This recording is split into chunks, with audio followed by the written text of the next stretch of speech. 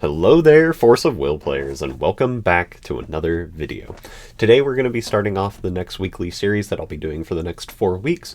I don't know if I'll come up with something after that to kind of keep it going, or just maybe, I don't know, have other random content in between. But what this is going to be is over the next 4 weeks, I'm going to be releasing a deck of the new 4 rulers in Game of Gods Revolution. So this week, as I'm sure you've already seen by the title, we're going to be starting off with Zeus. My plan is to probably do Typhon the following week, and then followed by Athenia, and then last but not least, Dragonflight. So, getting right on into the deck, this is my version of Zeus. I have all my deck lists up on forceofwind.online. It's an excellent deck builder, also a wonderful database run by my friend James Mount. So if you're ever trying to look for cards, make decks, stuff like that, please go use his website. It is a very great tool. So starting off, Zeus, naturally. His flip side, Order of the Olympians, I just didn't add it because kind of all know what it does if you know what Zeus does. Zeus is the singleton ruler, which is why you see all this. We'll talk about Zeus enters the Game of Gods in a second. And then his flip side is when you order a card, you get an enter to search for a new 12 Olympians from your deck, one of the new races. Zeus enters the Game of Gods. Oh, that's a little too zoomed. Let's do that. So Zeus enters the Game of Gods has the text that if your starting ruler is Zeus, you can have up to 4 copies of this card in your deck. So in terms of deck restrictions, if a card says you may only have 1 copy of stuff in your deck, and another card says you may have unlimited copies of something in your deck, if it doesn't specify a specific ruler, so like how Zeus enters the Game of Gods specifies Zeus, so if you take, for example, a card like Typhon's Antibodies or Croco Shark that say you may play any number of this card in your deck, if your ruler says you may only have 1 copy of each card in your deck, that normally takes precedence. But if it specifically states a ruler, then that takes precedence over the restriction, okay? So that is normally how that stuff works. So we have 4 Zeus enters the Game of Gods, and then 1 of every other card in the deck. So Zeus enters the Game of Gods. The main thing with it is adding new 12 Olympians from your deck to your hand. That's kind of Zeus's gimmick. There are 12 of them. Technically 13 because the addition is also 1. Well, 12 in the main deck, and then Zeus's order makes the card he orders a new 12 Olympian god. So there's 12 and a half, kind of. So Zeus got a few different mechanics. So he has that mechanic where all of the new 12 Olympians, like if we look at Poseidon here, he has enter, or when it's revealed from your deck by the effect of an enter ability, gained from Order of the Olympians, which Zeus enters the Game of Gods does, the order does, so on and so forth. They all get their little enter. And then they all have Union 7 of new 12 Olympian gods. Union 7 is also a new mechanic. We'll see it with Typhon's stuff. I think. I don't actually remember if I played any of the Union 7 machine stuff that's in Typhon, but that is the other Union 7 that we have, is Union 7 machine. So that's if you control the named race, in this case new 12 Olympian gods, up to 7 different names in all public zones, or revealed from outside the game. You get that Union 7 effect, and they're just powerful effects. So Zeus has this gimmick with his new 12 Olympians, where they all basically gain an enter effect when you reveal them, or search them, effectively. He also has the 5 elements, as well as a card called Thunder of Zeus, which we are not playing, but you can if you so choose. The 5 elements all have some effect attached to them, a pretty powerful effect for the most part, and then they also can remove themselves while they're in the graveyard to play another element for free. So you kind of can cycle through the elements as long as they're in the grave. So that's his other gimmick. And then his third gimmick, they gave him 3 gimmicks in order to make him powerful, is there are 10 of these cards right here. We're playing 6 of them, at least in this version, and they're called essences. The essences are chants that you are allowed to order. So normally you can't order chants, you have to order just resonators themselves, but these create a token, and that is what gets ordered when you order these chants. However, the important thing is that it is ordering the chant itself, which means that chant becomes uncancelable. So something like cancel target spell unless its controller plays 2, uncancelable. Remove all cards in a player's grave from the game, unchaseable, uncancelable, right? So we have these extra powerful effects.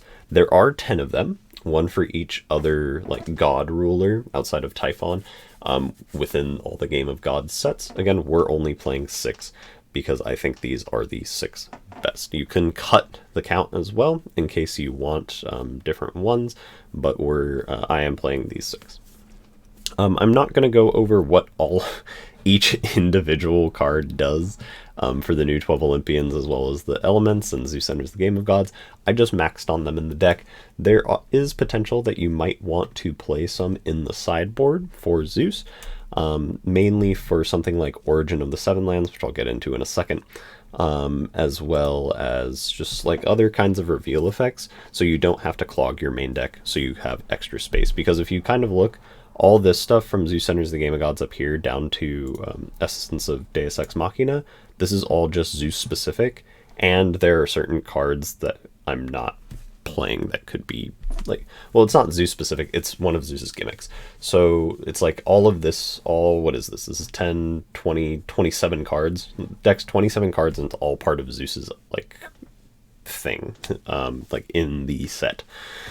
So that is something to keep in mind. The deck has very little room. You can make room by removing certain things, but typically if you just build it out of the box, there's very little room for malleability. But anyway, Origin of the Seven Lands, I'm going to get into this. You can also see my side deck right here, which is why I scrolled down real quick.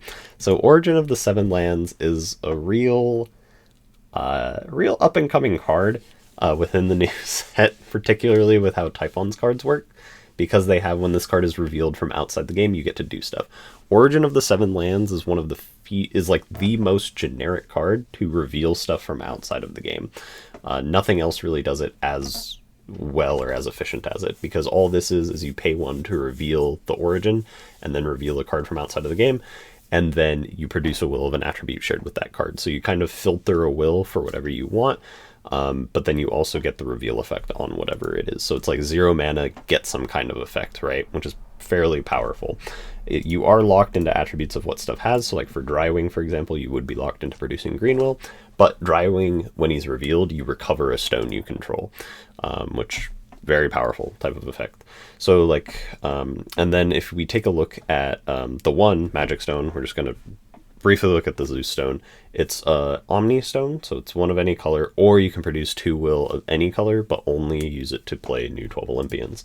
But for stuff like this, let's say you have like a magic stone of Moonshade, and you have the 1 in play. I can tap the 1 to produce 2 will for new 12 Olympians. I can use the moon or whatever to filter into Origin and reveal a Drywing. I'll get the green, I have the 2 will from the 1 magic stone, and then Drywing's effect will activate, recovering a stone. I can recover the 1 instead of specifically Moonshade, and then get 2 more will to play new 12 Olympian Gods. So I have 5 will, 1 green to do whatever I want with, and then 4 to play new 12 Olympian Gods.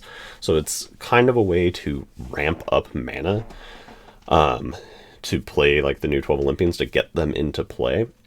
I think the most expensive one is 4, and that's Hades. Otherwise, they mainly sit around 2 mana. There are some that cost 1, there are some that cost 4 or 3, but mainly they're 2 mana. So like that's just new 2 12 Olympians for free, right? Which is pretty good. Outside of the Origin Drywing, the one thing, I'm just going to skip ahead to this, Rewriting Laws. It's the same kind of concept. If you have like, let's say 4 stones, 2 of them are the 1 and 2 of them are whatever, you tap them all, you play Rewriting Laws, you use the 1 in order to produce new 12 Olympian Gods will, you untap them with Rewriting Laws, you produce 2 more, and now you have 8 will to play new 12 Olympian Gods when really you only had 4 to begin with. So it's a quasi way to ramp mana within the deck. So that is why like that Rewriting Laws is in here. A lot of these other things are just kind of tech/combos that I kind of wanted to say. I don't know if I would take this exact list into a tournament. I would probably maneuver it around a bit. You can make some changes, but I just wanted to show off some of the more interesting singleton cards that have typically been pretty powerful in Epic Stories and would be powerful in Zeus. One of them being Spinning Aqua Soul, just getting any chant from your grave into your hand, being able to replay these chants, especially with the fact that you're able to order chants in Zeus, is super powerful. So Spinning Aqua Soul has its place.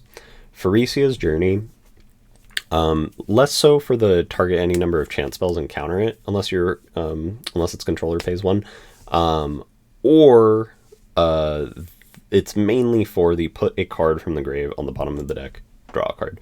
So like Zeus Enters the Game of Gods does this, the edition does this, which I'll get into the edition in a second, but Farisia's Journey also helps you to recycle your new 12 Olympian gods to kind of keep your like loop going. Dark Alice, these 5 right here, so Dark Alice to Conclave of Dragon Mountain, in between is Typhonomachy, Alice's World, and Final Stance. These are all for a kind of like combo sort of thing. So Dark Alice has draw a card and then discard a card or banish an entity, and then repeat this process once. So it kind of filters draws. What Dark Alice can do is pitch your Alice's World, pitch your Final Stance, pitch new 12 Olympians to the grave in order to have them be in a public zone for Union 7 to be active. Conclave at Dragon Mountain, same type of deal. You draw 3 at the beginning of the end phase, you discard 3. So it's to put Final Stance in grave, put Alice's World in grave, put your new 12 Olympians in grave. Typhonomachy is 2 mana in Zeus, and it puts all non-magic stone, non-chant cards with different names from the grave into play. So that counts additions, that counts resonators, like all that kind of stuff. So what you can do with Typhonomachy is you can put Alice's World into play, you can put Final Stance into play after discarding them, you can put, I guess the addition if it's dead, all your new 12 Olympians simultaneously, they all just come into play right away. So it's a kind of combo way to cycle through your deck, get the cards that you want to actually see, and then kind of set up to pop off. Counterspell suite. We can't play Lorite because we're playing Persephone. You can choose to drop Persephone completely and play Lorite because of the new combination ban list. However, you aren't allowed to play Persephone and Lorite within the same deck or side deck. So if you have Lorite in the deck somewhere, Persephone can't even be in the side, and vice versa. So, but we have Persephone because she's a new 12 Olympian. It's just what the deck's kind of going on, right? Otherwise, Fair's Spell and Carry On. Rewriting Laws we talked about. Feath Sing. So Feath Sing is super important because of the addition.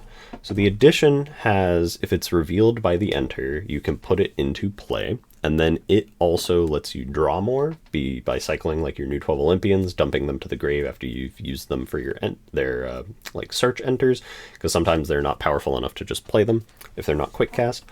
And it also cycles through your new 12 Olympians, so you can put them from grave on the bottom of your deck instead. It's also Eternal and Barrier. It's very hard to deal with. Attendant of Asmodeus is probably the best way to deal with Arena Expansion. But anyway, Feath Sing, right, has cancel target spell or activate or automatic ability unless its controller pays X, where X is equal to the number of additions you control. This card has been eroded, and it revolutions to flip the order back, right? Which is all you're trying to do. So if your opponent plays anything first and you're going second, and you have a Feath Sing in your opening hand, you can energize Feath Sing, search out the addition, you cancel whatever they're doing with Feath Sing, and then you can call stone on the next turn, flip back your ruler, or your order, draw a card, reorder something, and then kind of go from there. So it functions very similarly to the chants, because the chants also do that. They just do it at the next end of turn, instead of Feath Sing having a revolution to do it whenever. But Feath Sing also draws you the card, and it just has that cancel ability. If you're also playing like other edition stuff, so like Final Stance, like Alice's World, things like that, or Origin, even if they're in play, Feath Sing will count them as well. So she does have that going for her too. And then Gradius. Gradius is just one of the best removal tools we have. It's just a single mana, blank something and deal 8 to it. There's very few cards in the game that kill as much as Gradius does, as efficiently as Gradius does. And the fact that you can use it as not even a kill spell if you don't need to, but just a like blank effect. So like people used to play like Charlotte's water transformation magic, or Charlotte's light transformation magic, things that would make stuff lose ability separation of fates, in order to get around potential like floodgate effects or things like that. Because like as I'm sure some of you could probably guess, this deck that searches a whole bunch does kind of get stopped by Witch of the Fallen Kingdom, card that prevents you from searching. So it's good to have answers to Witch. So these are just some of the cards. These are just the 40 that I wanted to talk about real quick. Again, I'm not going to go over the new 12 Olympians or all the elements. I'm assuming you kind of know what they do. It's just too many cards to go over for this video. But that is how Zeus is built. Because he has so many different gimmicks that all function well together, like honestly, like they're all built very well together. It leaves very little room for malleability, but it also makes the deck a lot more consistent for a singleton deck than we've probably seen in like the past with like IU, Ragnarok, things like that. The other thing is because of his Magic Stone being 5-color under Zeus, Ataraktia's Memoria also being 5-color because Zeus is 5-color, and then Magic Stone of Moonshade also being 5-color and legal, the deck is just in 5 colors, so you don't really have to worry about getting like color locked or like anything like that. It's just very consistent mana. If you wanted to play this in like a tournament, potentially you could cut down on like these 5 combo pieces, like Dark Alice, Typhon Omaka, like these right here. Just wanted to talk about them because I think it's a very interesting interaction, and it kind of just wins you the game if it fully resolves. But it's good to think about like other potential like interactions with stuff like Origin, Drywing, rewriting laws, and things like that. And yes, I know Drywing is a villains. You're allowed to play villains in your sideboard, even if your ruler is a Tails. And deck restrictions, so like for example, you can only have 1 copy of any card in your deck, does not extend to the sideboard. So you can play 4 copies of Drywing in your sideboard. But anyway, that is the deck list. Thank you all so much for watching. Look forward to Typhons next week. Spoiler, it's only going to be 100 cards. I'm not going to make a 200 card Typhon list. But yeah, and hope you have a great rest of your day. Look forward to Wander Wednesday this coming week, as well as the next few weeks. Due to the new set, that we've actually got a lot of support for older rulers, so it's actually been super fun for me to deck build recently. So do look forward to those. I do enjoy the next few weeks that we have for Wander Wednesdays. All right, bye-bye.